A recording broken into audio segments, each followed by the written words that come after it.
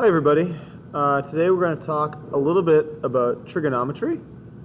And trigonometry is a really cool way for us to find things out about a right triangle that you may not have heard before, seen before. I think it's really, really neat. It actually comes from two Greek words, or two Greek terms rather, trigon and metron, meaning triangle and measure. That's where the origin of the word trigonometry comes from.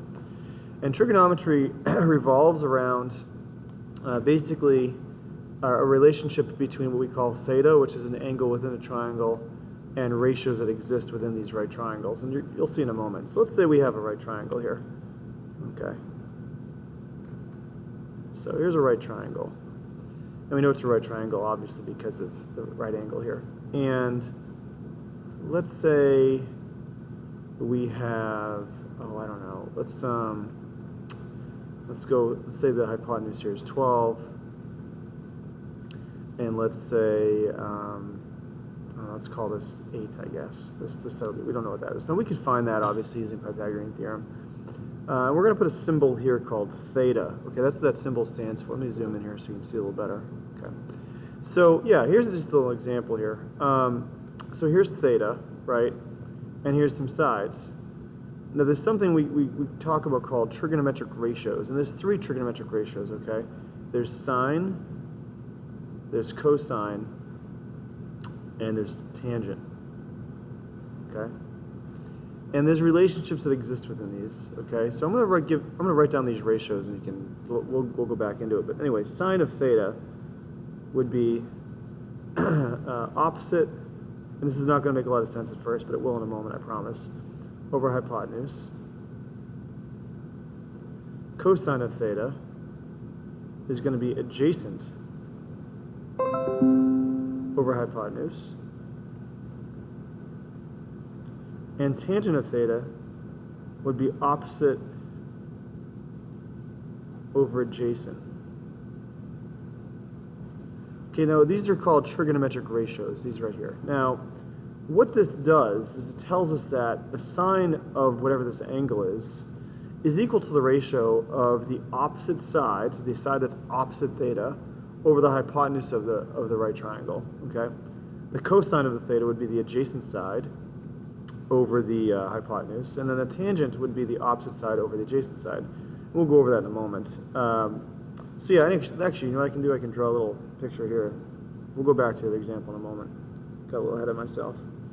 All right, so let's say theta's, I don't know, let's call theta here, for example, right? This would be our hypotenuse. This would be the opposite side, because the side's opposite the theta, so we're going to call opposite here. Okay, and this is the adjacent side, because it's next to theta. Okay, so knowing where theta is, we can then use trigonometric ratios to calculate it. Now, the reason why is this useful? Well, excuse me. You can actually calculate the measure of angles being given the sides of a right triangle using this, using a trigonometric table, which we have here, which will be posted in the Google Classroom, or just by using a calculator, because calculators, I'm sure you've noticed that you'd seen these functions before on the buttons, you know, sine, cosine, tangent. Maybe you didn't know what they meant, but this is what we're going to be using them for. Okay. Yeah, and that's basically it. Like that's how trigonometry works. We use the ratios, we use a trigonometric table, and we can calculate either the lengths of the sides or the measure of the angles. And what I'm going to do now is I'm actually going to take you through a few examples of how we use this, and I think that'll clarify things even further. So I'm going to go ahead and take the assignment that is listed on the classroom, and we're going to just do a few of these problems together. So let's take a look at this one. So we have find the value of each trigonometric ratio. So all we're looking, oh my God, how did I forget, guys? This is like the most important thing. Not the most important thing, but one of the most useful things, actually. How did I forget that? So you might be asking yourself, how am I going to remember these ratios, right? How am I going to be able to just memorize these, right? Well, there's a real easy way. There is a nice little acronym, okay, that is, I think it's quite useful. Okay, so it's SOHCAHTOA. So my camera froze. 1 second, guys. Okay, there we go. So anyway, sorry, a little technical difficulties there. So SOHCAHTOA is an acronym we can use to memorize these, or remember rather, these trigonometric ratios. So it's sine.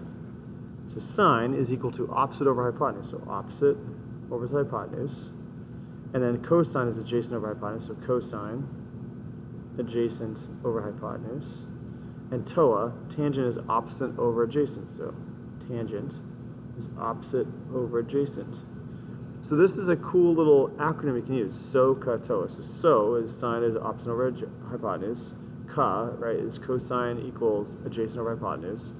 And TOA, tangent is opposite over adjacent. So if you're trying to remember these, just write this down, and boom, you got it. Really easy way to remember it. So I can't believe I almost forgot that. Wow.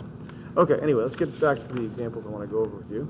All right, so it's asking us to find the trigonometric ratio. So here's our ratios right here. So we're looking for sine of z. So, okay, well, I'm actually going to write SOHCAHTOA at the top. Good habit to get into. SOHCAHTOA. And if I need to, I can write in the words. So sine of z. So z is here. So there's our theta. Let me zoom in so you can see a little better. Okay, so sine of theta. Now let's remember sine is opposite over adjacent. So opposite, sorry, not opposite over adjacent, what am I saying? Opposite over hypotenuse, there we go. Wake up, Mr. Edwards. All right, so here's our theta. So here's our hypotenuse. We know that because that's the right angle. So there's our hypotenuse. I'm going to label all the sides.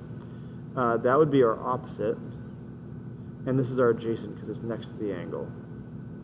So opposite over hypotenuse. So opposite over hypotenuse would be opposite here. So 28 over 35. And I can simplify that because they're both divisible by 7. So this would be 4 over 5. So 4/5. And that's it. That's our ratio.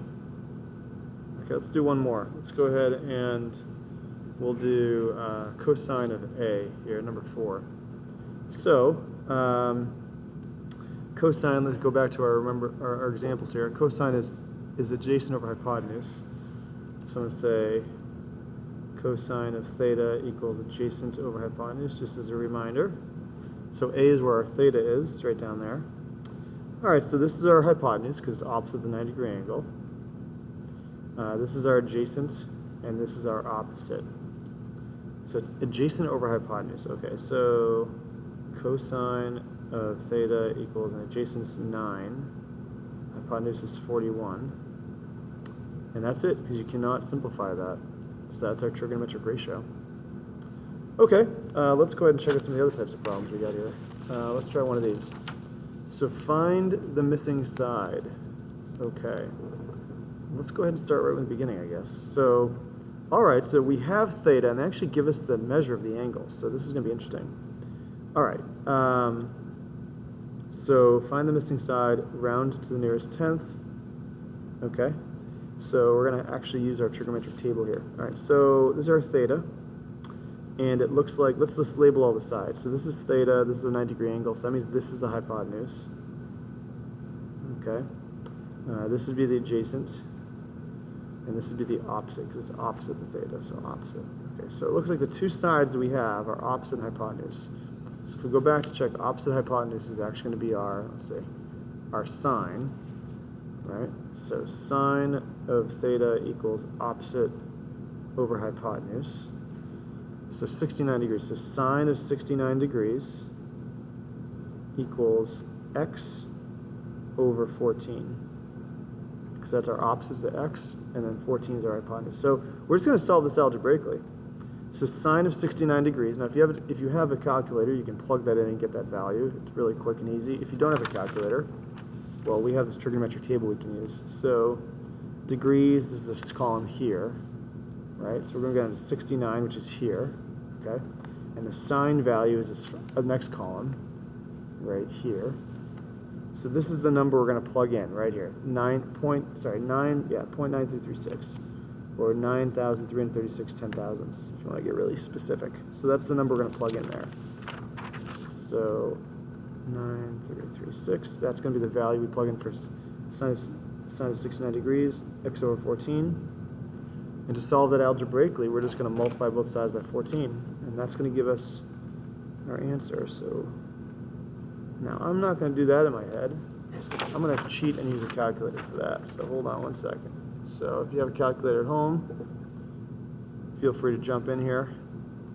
All right, so 14 times, let's see, 9, 3 through 6. All right, so it looks like we have 13, and it says round to the nearest tenth. So I got 13.0704. So the nearest tenth would be this place value here. So this 7, because it's 5 or higher, means this is going to become 1. So 13 and 1/10. And that's the rounded to the nearest tenth. Okay, so that shows you how we use this table, right? So you set up the ratio, right? You then plug in the values we have, and we simply solve it algebraically. Now, if they give you this, you have to find that value, plug it in. Or if you have a calculator, you can do it really quickly there. All right, I think there's one more type of problem here. Yep. Okay. Find the measure of the indicated angle. So we found the measure of first thing we did was we found the measure of, not the measure, we found a ratio, right? Found a trigonometric ratio. That's pretty simple, pretty straightforward. But here it got a little more complicated, finding the missing side. And now we're going to go ahead and find the missing angle. Okay, fair enough. So we'll go ahead and do number 21, I guess.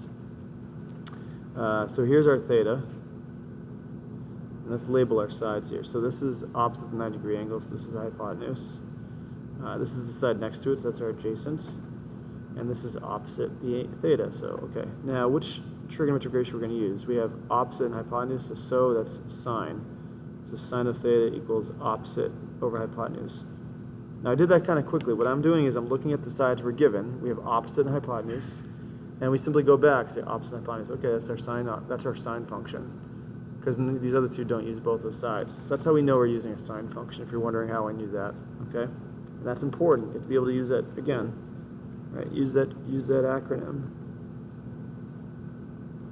All right, so we have opposite and hypotenuse, so okay, yeah, it's gonna be this one. All right, so, all right, let's go plug these in. So sine of theta equals 6 over 13. And now we're gonna go ahead and calculate that. The nearest 4 decimal spaces, actually, yeah. 6 over 13, and this is what I got in the calculator. I plug this in.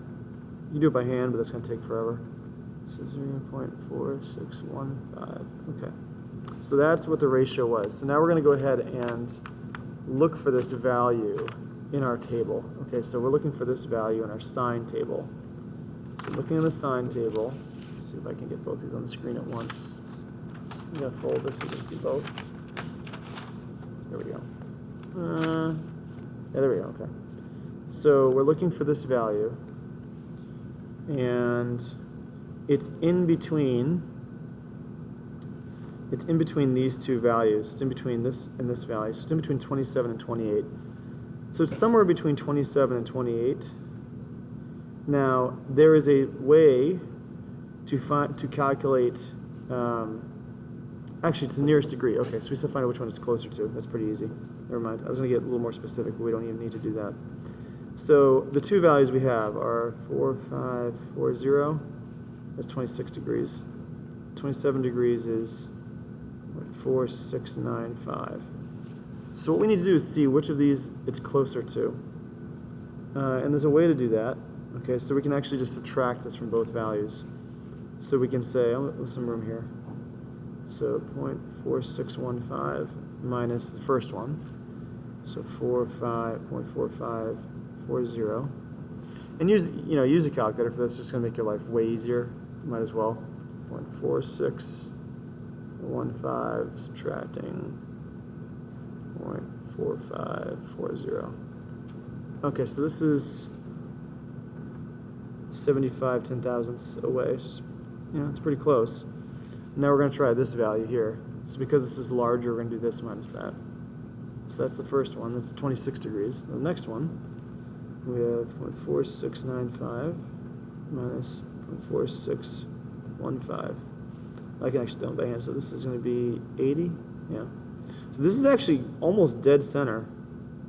It's really, really close to both, but it's slightly, notice this number is smaller, which means the difference between this value and that value is slightly smaller, which means they're closer. They're very, very, very close together.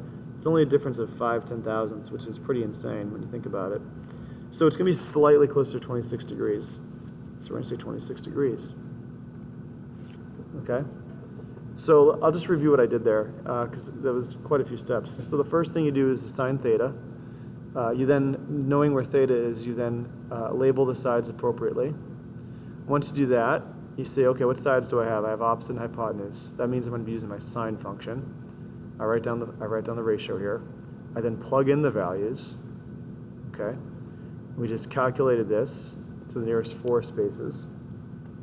We then found what number that's in between in our trig table.